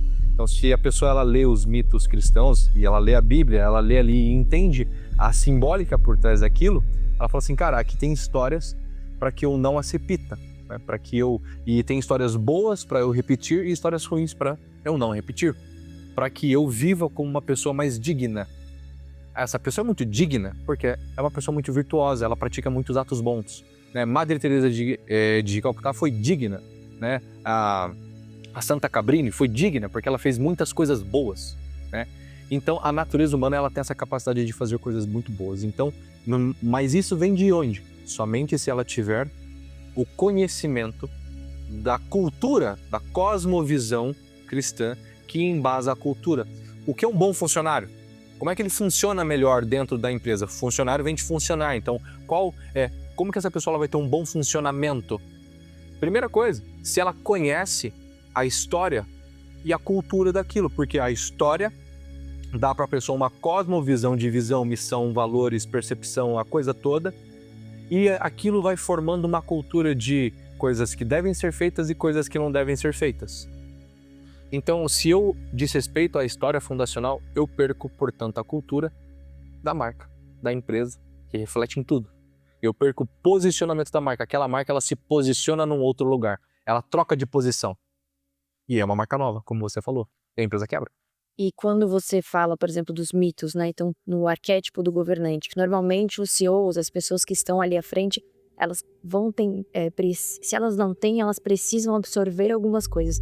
Quando você se alimenta desses mitos, né, passados, antigos, para você conhecer quais são as suas forças e as suas fraquezas também, você se alimenta das raízes da história e da cultura. E a empresa é a mesma coisa, ela precisa se alimentar dessas raízes é igual a questão da árvore. Quanto mais a gente aproveita, a gente se alimenta de tudo que veio, as raízes estão mais fortes, mais força você vai ter para continuar crescendo. Perfeito. Então, é o que eu mais digo. Quando as empresas falam assim, quero ser o arquétipo do governante. Não é quero. É quem você foi e quem essa empresa foi até hoje. Me conta aí. A pessoa fala, cara, olha só, pelo histórico do teu negócio, o arquétipo predominante é isso aqui. Da marca é isso aqui. Você, ser humano, como pessoa, você tem os 12 arquétipos na personalidade. Ou seja, essas 12 narrativas possíveis o tempo inteiro, tá? Óbvio que um cristaliza e aparece no nosso rosto, no que a gente usa como ornamentos, né? Isso aparece, beleza. Mas quando a gente tá falando de marca, a gente tá falando que uma vai ser predominante e, claro, você provavelmente tem a mesma da sua marca. E aí, obviamente, fica muito fácil de fazer o marketing da marca, né? De você aparecer como o rosto da marca, que defende aquela marca, porque é uma materialização das suas ideias, né? Mas quando eu jogo todas essas histórias fora, essa história fundacional e, óbvio, a evolução dessa história fundacional, eu perco tudo que foi construído como a civilização ocidental hoje está perdida. Nunca se teve tanta pornografia, nunca se teve tanto casamento perdido, nunca se teve tantas pessoas com medo de ter filhos, nunca se teve tantas pessoas doentes. Disfuncionais, porque elas estão pervertidas. O que é uma... Você trouxe com perfeição. As pessoas estão disfuncionais é porque elas não conhecem o que é funcional. Elas não têm contato com histórias funcionais. O que é uma criança, muitas vezes, ali que tem um pai e uma mãe fodida tal, e a criança fica meio triste ou depressiva? Cara, e você quer melhorar essa história? Você dá o que para uma pessoa assim no consultório, né? O Lucas, ele foi ali para trás agora, né, que é terapeuta também. O que a gente dá, muitas vezes, como tarefa? Filmes de histórias melhores. Para aquela pessoa ver uma história possível melhor, que é parecida com aquela história dela, que na verdade é um conto. Para que ela tenha acesso a conhecimentos que ela não tem na vivência dela. Olha, tem como ser assim, né? Eu sou divorciado lá do meu primeiro casamento e tal. E o que me fez? Primeiro, eu fui descobrir que não era um casamento de verdade o que eu tinha, porque não era um casamento católico. Não tinha, então, Deus no meio. E eu fui reconhecer, né, o que era um bom casamento. Eu fui atrás de histórias de casamentos bons de verdade. E eu comparei com o meu, eu falei assim, isso não é um casamento. Não quero mais, porque não é nada. Isso aqui, foda-se, entende? Não quero isso aqui. Porque eu tive uma referência melhor para entender o que é a história de verdade sobre casamento. Então, quando eu conheço de verdade a história da minha empresa e apresento sempre para o time, apresento sempre para mim mesmo, né, e escrevo essa história com minúcia, como um livro grande, por exemplo, e depois pode virar pequenos contos, pequenas historinhas, eu estou fazendo o quê? Eu estou dando para as pessoas as raízes pelas quais, as quais nós hoje nos nutrimos dos frutos que vêm dessa árvore. Eu estou falando para essa pessoa, olha, essa árvore ela é de pêssego, por conta disso, né? Foi assim que foi plantada, em tal momento. Então, no Ocidente, perdeu-se o quê? A tradição cristã. A família não sabe mais catequizar os seus filhos. A escola catequiza do lado ao contrário, né? Para você ser um ideólogo de esquerda. E as músicas, os filmes, os vídeos, também nos traz mitos, nos traz histórias que faz com que nós conheçamos histórias ruins e a gente imita essas histórias, porque se o meu campo de possibilidades de histórias são só histórias ruins, eu vou ter que escolher uma para viver. Porque eu não vou conseguir conhecer por conta própria essas histórias, né? É aquilo que Aristóteles e Santo Tomás de Aquino dizia, estou tentando me lembrar da frase, mas aquilo tudo que está na sua mente vem por meio dos sentidos, né? Então você conhece o mundo através da visão, audição, tato, olfato, paladar. Isso forma a sua personalidade, forma a sua forma de ver o mundo. Se o meu time não conhece a história da minha marca, ou no caso do Ocidente, eu não conheço a história cristã de verdade, e eu não entendo, eu não crio raízes, eu não respeito aquelas raízes e vou tentar criar o meu próprio mundo e vou tentar viver da minha própria forma. E aí é onde a marca se perde completamente, ou a civilização se perde completamente, porque ela perdeu suas raízes. Tava falando muito da minha cidade esses dias, né? A gente lá tá com um prefeito, graças a Deus, muito bom agora.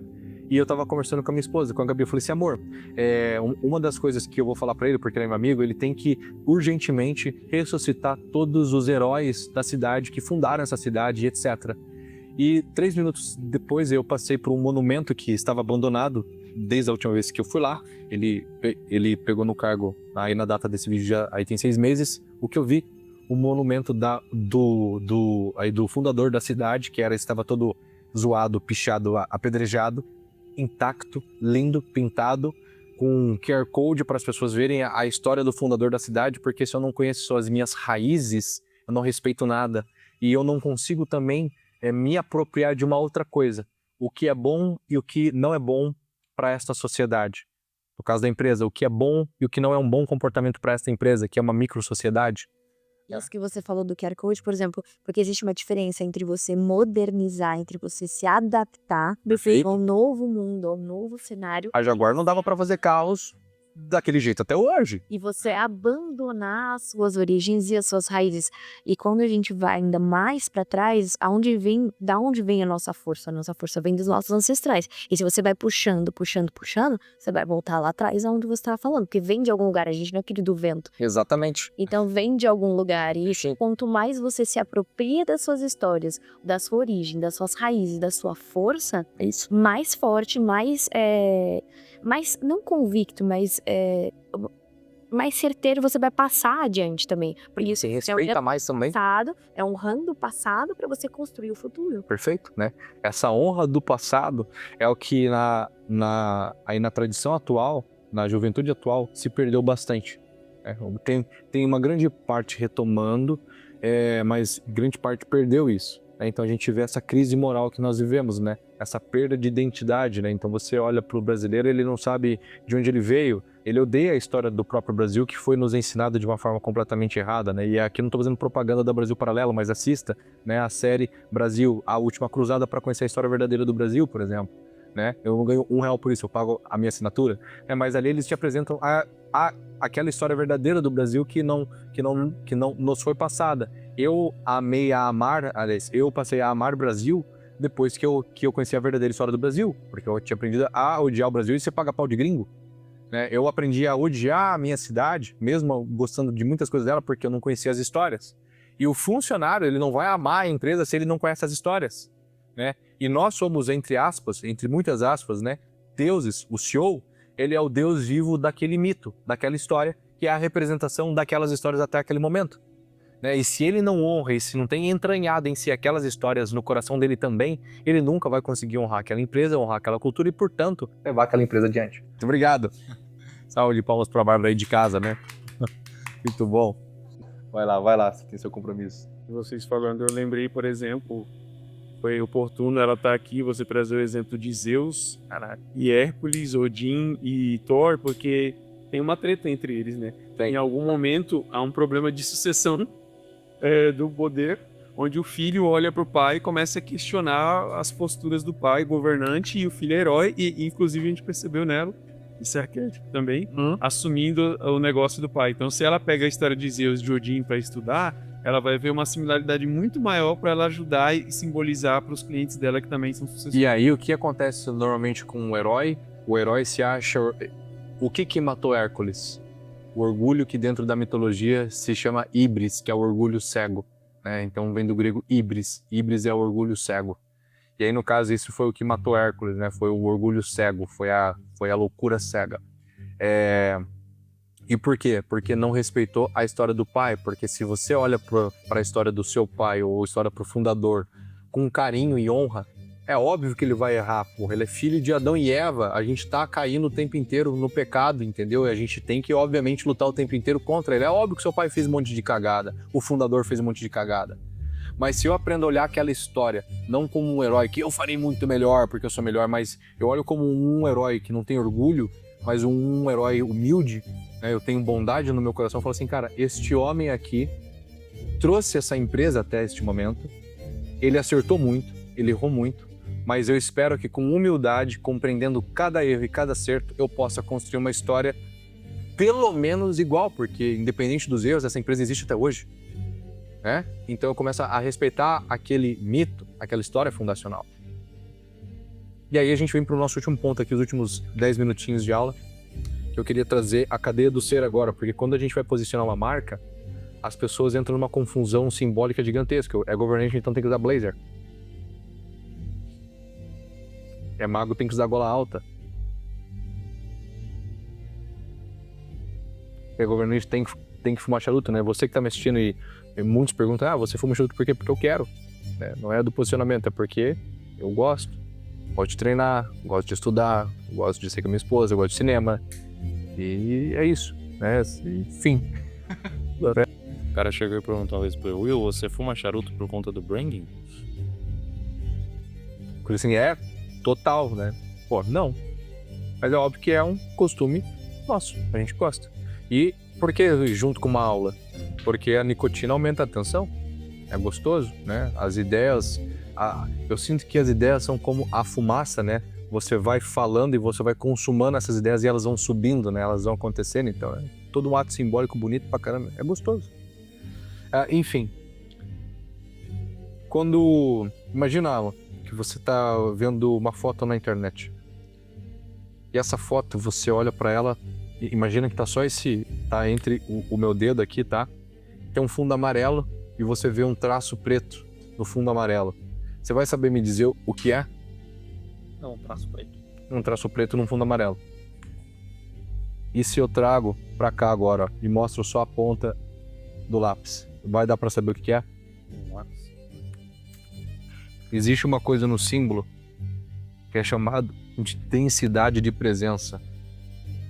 Uma só parte do símbolo, uma só parte do objeto, né, ele já me diz o que ele é e já me diz, inclusive, a que veio. Todo símbolo, né, ele tem nele uma presença que é o que a gente chama um verbo. Ele encarna uma ação em você. Eu olho pro lápis, eu tô parado e o lápis tá parado. Mas quando esse lápis ele me fita e eu fito ele encarna em mim uma ação automática. Eu já consigo imaginar só de olhar pra coisa que, cara, isso aqui ele é de pegar, tem ponta, então é pra perfurar ou pra lançar no olho de alguém ou pra escrever, no caso. Então, o símbolo, né, existe uma parte dele que ele já diz aquilo que ou para que ele veio, né? Então, que é o que a gente chama de densidade de presença do símbolo. Então, eu olho pra coisa e eu vejo ali, cara, aquilo é um leão. Eu posso olhar ali o meio do corpo de um leão, eu não vou saber, mas eu olho pra cara do leão e falo assim, aquilo é um leão. E aquilo tem um verbo, aquilo tem uma presença verbal. Eu olho pra cara de um leão, vamos lá, imagine aí uma cara de um leão. O que vem? Quais adjetivos surgem na sua cabeça quando você vê a cara de um leão? Força. Coragem. Impulso. Beleza? Aqui fica legal. Eu tenho uma marca do governante e eu conheço a história fundacional desta marca profundamente. Eu reconheço nessa história vários símbolos que existiram, né, durante a vida do fundador. E aí, obviamente, eu vou montar uma logo, por exemplo. Cara, essa história e esse fundador combinam com quais símbolos arquetípicos? Ou seja, aqui tá o quadrado.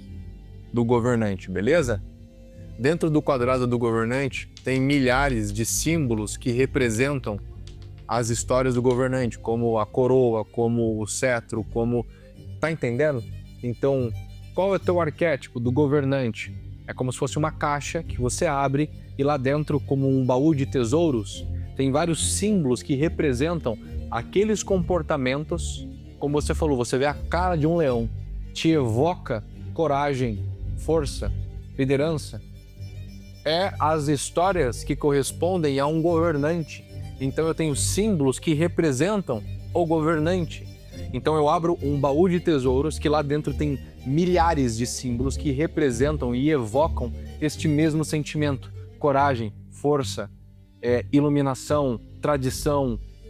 Tá entendendo? Então quando eu falo a minha empresa tem o arquétipo do governante, eu vou para uma coisa chamada cadeia do ser do governante. Então o que tem nessa cadeia do ser? Ou seja, quais outras coisas, né, que materializam ou que dão o quê? Estética, que dão lógica, que dão substância concreta para esse governante. O que é estético e antiestético? Né? O que é esse conceito de estética? Estética é aquilo que é coerente. Então, por exemplo, é estético eu ir para a praia de blazer? Não, isso é antiestético, porque o conjunto simbólico de calor, mais areia, mais água do mar, me convida, aqueles símbolos me convidam a ter uma indumentária, né? A tanga do Borá, por exemplo. Então, quando eu entendo todos os símbolos, por que eu falei das 4 causas? Porque quando a gente vai analisar um símbolo, a gente também analisa a partir das 4 causas. Qual a finalidade da praia? X, Y, Z, da areia, tal. Então, todos os símbolos me dão o quê? Verbos e adjetivos que eu falo assim, cara, a praia é um local de descanso, repouso, de relaxar, de tomar um sol e etc. O que combina com isso? Roupas de banho, entendeu? Isso é estético, porque eu respeito a finalidade dos símbolos que estão ali. Então, quando eu vou falar do arquétipo do governante, né, vamos usar um outro exemplo aqui para ficar mais fácil. Vamos usar aqui o exemplo, caneta tinteiro. O objeto caneta tinteiro. É estético para caneta tinteiro? Combina uma caneta tinteiro como essa aqui? Combina com folha amarela, como essa aqui, grossa, ou combina com uma folha de sulfite fina branca? Amarelo. Por quê? Que é congruente. Por quê? Porque a caneta tinteiro, por exemplo, ela tem um conteúdo diferente, uma tinta que é mais densa, que se ficou um papel fino, ela vai acabar atravessando e aí borra o material. Ela precisa ser sustentada, ser equipada com outros tipos de coisas que... E ela tem uma densidade simbólica nela, se a gente for ver, comparado aqui com a minha canetinha vermelha piloto. Concorda que uma densidade simbólica que representa mais detalhes, mais trabalho, parece que levou mais tempo para fazer essa caneta do que essa caneta, não parece? Parece que ela tem uma densidade de presença também que recorre, inclusive, a coisas mais antigas, não é? Beleza.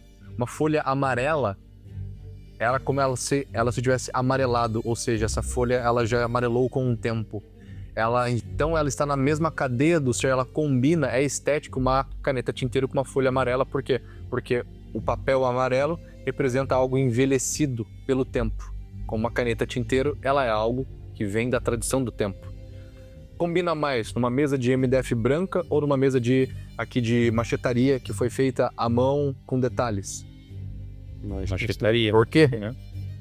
Porque é congruente, né? Diferente se tivesse uma mesa de plástico, por exemplo. Conversa com A finalidade do plástico é diferente. E por que essa mesa combina mais com a caneta? O que tem aqui de verbo nela, de adjetivo, na presença da mesa, nesse símbolo da mesa, que me evoca a sentir que combina? Tem a presença do mesmo verbo. Mais trabalho. O verbo escrever, que está na caneta, o verbo caneta tinteiro, muito trabalho. Então, uma coisa mais trabalhada combina com o verbo de caneta trabalhada. Então eu tenho uma lógica estética na cadeia do ser, na cadeia simbólica do que é de fato congruente uma coisa com a outra. Não combinaria eu de regata aqui. porque não é congruente, porque uma regata mostra, cara, é uma roupa de trabalho no sentido braçal, não é do trabalho intelectual. Agora, uma blusa como essa, ela condiz, porque eu estou aqui trazendo o foco da atenção para as mãos que expressam as minhas ideias e para o meu rosto que está comunicando a ideia. Está na mesma cadeia do ser, é estético. Então, obviamente, eu preciso buscar minha empresa do arquétipo do governante, mas que símbolos de fato combinam com aquela história do governante. Aí eu crio uma marca estética, escolhendo roupa, logo, tipografia, paleta de cor, histórias, linha editorial, visão, missão, valores, percepção que a marca gera.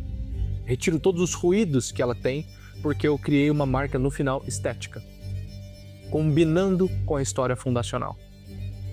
E agora a gente consegue fechar aqui a nossa aula, né, com o que a gente começou. Então, quando o cliente ele vai pensar numa marca, se você fosse pensar, né? Se a marca ela é totalmente congruente, todos os símbolos que estão ali associados foram criados intencionalmente para isso. Eu primeiro vou pensar na categoria, ou seja, nesse conjunto simbólico dentro da marca, para depois buscar a marca, né? Então, por exemplo, eu não vou pedir um Red Bull, né? Me vem uma falta no meu peito de ter uma bebida. Essa bebida, eu quero que essa bebida seja energética. Ou buscando e buscando e buscando símbolos e no final cai em Red Bull. Exatamente, então Uma associação, né? uma associação daquela necessidade, né, que é o senso comum. O senso comum faz essa organização dentro da gente, né, uma faculdade humana que organiza dessa forma. Então, por exemplo, todas as pessoas compram suas faltas, né, elas consomem suas faltas, que elas percebem que falta, de forma consciente ou não. No caso, quando uma pessoa vai fazer uma compra, ela está comprando, na verdade, um símbolo. Ela está comprando uma ideia que falta no peito dela. Então, quando uma mulher governante, né, que trabalha pra caramba e tal, ela, de repente, aí as pessoas comuns que trabalham com marca pensam, então ela só vai comprar itens do governante, né? Então ela vai comprar Rolex, ela vai comprar Blazer. Porra, nenhuma. Porque existe um lado na personalidade dela que, cara, quer dar uma descansada. Aí ela vê um anúncio. Ela vê uma propaganda de uma mulher ou de um cara cruzando a praia, né, ali a orla da praia, com um conversível, né, com um carro conversível e com um vento ao rosto, com uma música gostosa, numa tarde de sol deliciosa, e aquele comercial todo vai passando símbolos e sentimentos que evocam naquela mulher, por exemplo, um explorador. E a pessoa, ela falou assim, cara, tava precisando dessa, dar uma extravasada e, pô, um dia eu quero ter esse carro porque ele representa tudo o que eu queria agora. Ela vai lá, ela compra um objeto, por exemplo, ou uma viagem, ou algo do explorador, porque dá também para a alma dela, dá também para a personalidade dela, algo que está desequilibrado, algo que está faltando ou que por um momento ela precisa. Então nós consumimos produtos de todos os arquétipos, né? Mas o que muitas pessoas fazem de errado é, não, mas qual é o arquétipo do meu público para eu agradá-lo? Foda-se, porra. O arquétipo do meu público, se dane. Quem eu sou, quem minha marca é, o que nós somos. Óbvio, preciso perguntar pro mercado. Ei, tem mercado para isso? Tem mercado para isso? Tem mercado de pessoas que vão querer assistir esse vídeo, aprender e ver a gente aqui batendo um papo intelectual, maneiro, aí falando de posicionamento, marca, símbolo, mito, caralho é 4, que fala o caralho é 4 e ela não se importa, ela dá risada, ela acha maneiro, e que não é moralista, então fumando charuto, então não gosto, então vai tomar no cu, ou nem liga, ou gosta, entendeu? Mas não importa o que o outro gosta, o que importa é o que a gente é, de verdade, na essência. É por isso que o nome aí da nossa empresa é Grupo Autêntica, porque nós buscamos construir marcas autênticas. Então esse é o princípio claro. Então nós somos o que somos, e nós sabemos quem somos, o arquétipo que representamos como marca, e eu vou fazer o quê? Eu vou criar uma percepção de paleta de cor na qual você está assistindo agora, de roupa na qual você está assistindo agora, de ângulo de câmera aí no qual você está vendo agora, de estética de aula, de estética de tudo que eu estou fazendo. É intencional para te provocar uma sensação e você ter uma percepção da gente, entendeu? No fim dos dias eu vou fazer uma pessoa comprar uma percepção. E essa percepção, ela é elaborada a partir de tudo isso, de tudo que a gente falou aqui hoje. Senão fica uma marca caricata, fica uma marca sem alma, fica uma marca meio sem um sentido último de existir. Fica algo morto, sabe? E aí as marcas morrem, quebram e tal. E concluindo a cadeia do ser, a gente viu ali, a gente montou o quê? uma estética coerente, entendeu? Porque a caneta tinteiro tem a ver com a folha amarela, que tem a ver com a mesa, que tem a ver com esse cenário, que tem a ver com tudo, né? Se eu colocasse uma bic aqui em cima, não seria tão estético. E a marca teria ruídos, não passaria a percepção certa, a não ser que eu quisesse isso de propósito. Aí eu tenho uma intenção. Eu mudo a intenção do comercial, mudo a intenção do vídeo, mudo a intenção da coisa, né? Então vamos fazer um resumão de 1 minuto e meio? Vamos lá. E aí eu vou finalizar na frase. Tudo começa com uma cosmovisão. Essa cosmovisão, ela deriva de um mito, né? E dos mitos derivam os arquétipos. Então, a cosmovisão viking tem lá os seus costumes, tem os seus deuses, né? E esses deuses moldam como figuras morais ali por cima, moldando o comportamento daquela civilização. E esses deuses, eles nada mais do que são expressões arquetípicas, ou seja, histórias que aparecem em todas as civilizações de formas com individualidades, mas de forma geral igual, na qual é uma expressão dos arquétipos, ou seja, desses modelos de expressão. No caso do governante, nós trouxemos Odin, Zeus e etc. Aí tem mago, sábio, explorador, fora da lei, tem todos esses heróis e contra-heróis e tem todas essas pessoas, né? E histórias nos mitos que abrangem todos os arquétipos. Legal. Qual a diferença de uma história e de um mito? É que uma história é real, um mito ele é só um conto simbólico no qual ele faz com que você então se norteie, ok? Então eu ouço lá, eu sou um viking, ouço Odin falando, aliás, a história de Odin e começo a me comportar por conta dessa forma, porque é o que Odin espera de mim, entendeu? Beleza? Quando a gente vai para o Ocidente, a gente entende que nós temos aqui uma história fundacional mais real, porque Cristo existiu, nós temos o nosso Deus vivo, né? Ótimo. E nós somos filhos de Adão e Eva, só você fazer por dedução, você foi filho de alguém, teu filho, o teu bisavô e etc, ok. E o que é um princípio da dignidade e da perversidade? De forma simples se eu pego esse lápis para comer, eu estou dando perversidade, eu estou pervertendo a finalidade dele. Se eu uso ele para escrever, eu dou dignidade para ele. Ponto final. O homem, então, portanto, ele também tem perversidade e dignidade. 7 pecados e 7 virtudes. Ótimo. Por que isso importa? Porque quando a gente vai falar da cultura de uma empresa, existem as virtudes de uma empresa e os pecados de uma empresa. Então a empresa ela foi criada para uma finalidade, uma marca foi criada para uma finalidade, e ela tem que ser respeitada. Esse respeito se deriva se eu conheço o mito da marca ou a história da marca com profundidade. Porque dali eclode visão, missão, valores, que é o quê? Os pecados morais ali, né, são os transcendentais ali daquela empresa, né? Qual é a finalidade última do catolicismo, do cristianismo? Ir para o céu, ser santo, né? Qual a finalidade última da nossa empresa? Posicionar a marca. Pronto. Então tudo aquilo que tem uma história fundacional já tem uma finalidade na própria história, né? E como que eu vivo bem este mito, essa história?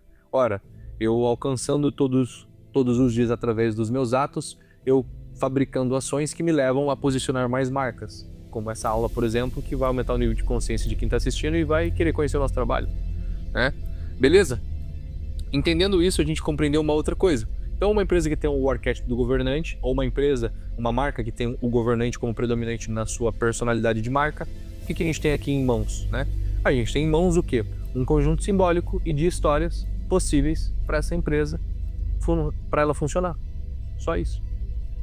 Então, quando eu entendo, o arquétipo da minha marca é X, eu estou dizendo que são essas histórias que eu conto, nesse tom, e uso esses símbolos que dão coerência para essa marca.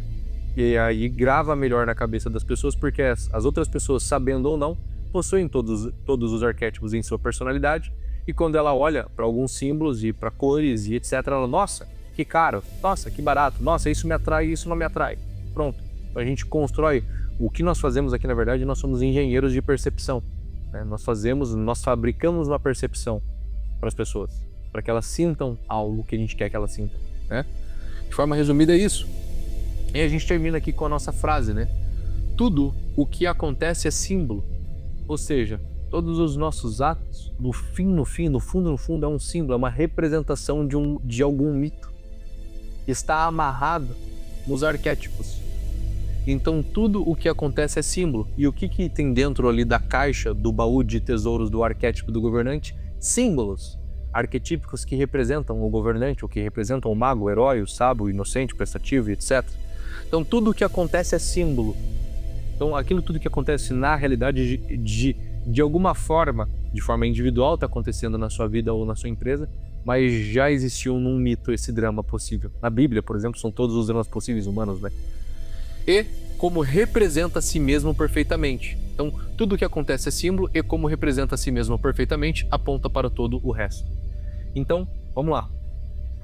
Tudo o que acontece é símbolo, ok? E como representa a si mesmo perfeitamente, então, quando eu vejo uma ação humana, e se eu tenho conhecimento simbólico profundo e de mitos profundo, eu já consigo ver qual símbolo, a qual mito aquela pessoa está vivendo. Eu já consigo ver na cara, eu já consigo ver no rosto, no olhar, no jeito, e aponta para todo o resto. Então aquilo já me aponta para a forma possível que ela vai viver, ou vai viver naquele momento, para o drama momentâneo dela, para os gostos de compra, para os gostos morais, para os gostos possíveis de pecado, e para o que ela quer como finalidade da vida dela. Então, quando a gente traduz essa frase, né, do Goethe, tudo o que acontece é símbolo e como representa a si mesmo perfeitamente, aponta para o todo o resto, é isso. É isso que a gente está entendendo aqui. E agora essa frase faz sentido, né? Com toda essa explicação agora ela faz sentido. Pô, é verdade. Se eu entendi que o arquétipo do governante, eu conheço várias histórias de outros governantes, narrativas, etc. E eu conheço muitos símbolos, e eu converso com uma pessoa ou com uma marca, eu já sei que histórias possivelmente ela pode viver. E eu já sei que histórias possivelmente ela pode viver, inclusive ruins. Ótimo. Então eu entendi que tudo aquilo que acontece é símbolo que pertence a uma cadeia do ser, ou do governante, ou do sábio, ou do explorador, ou não interessa. E portanto eu já entendo de onde ela está amarrada e a possibilidade que ela pode vir a ser. Então Goethe faz sentido quando você tem todo esse conhecimento, né? Isso é hermenêutica. Aqui é uma frase pequena, eu só compreendo a frase depois que eu compreendo isso aqui tudo, né? Então existe camadas dessa frase, como eu falei no começo, né? E aqui está a conclusão, né, da coisa. Então, bom, esse é o tipo de aula, né, que eu tenho certeza que você que assistiu até aqui, você deve ter achado ela maneira, enfim, muito louca, e pum, vários pontos explodiram na tua cabeça, e é aquele tipo de aula que talvez você não explique para ninguém, né? É o tipo de aula que não serve para nada, né? Mas é o tipo de aula que, obviamente, né, e se não serve para nada, é uma brincadeira para falar que, cara, isso vai começar a pulsar dentro de você e você vai começar a perceber coerência nas coisas e vai começar a ter um esclarecimento real do funcionamento da sua própria marca, do funcionamento da sua personalidade, do funcionamento do mundo. E se você tem isso, você sabe se localizar no mundo, você sabe se localizar na tua própria vida e, consequentemente, você consegue tomar decisões melhores para sua empresa, para o seu posicionamento de marca, para colocá-la ela na posição correta e, obviamente, para si próprio também. Por último, não se esqueça, se inscreva no canal, deixe o seu comentário e também deixe o seu like. Isso é muito importante para nós, para que nós possamos fabricar mais conteúdos densos como esse aqui, que você aprende coisas mais profundas e sai do comum do mercado. Então isso é muito importante para mim, para que a gente consiga produzir mais conteúdos como esse. E por último, nós temos aqui também um link que vai estar na descrição, tá? É o link que está aí na descrição e também é o primeiro comentário fixado. É o nosso link para a nossa análise de posicionamento de marca da sua empresa, né? Então, se você quer uma análise de posicionamento da tua marca com o meu time de especialistas que entendem, inclusive isso aqui, é só você clicar aí no link abaixo, preencher a ficha e em breve falaremos com você.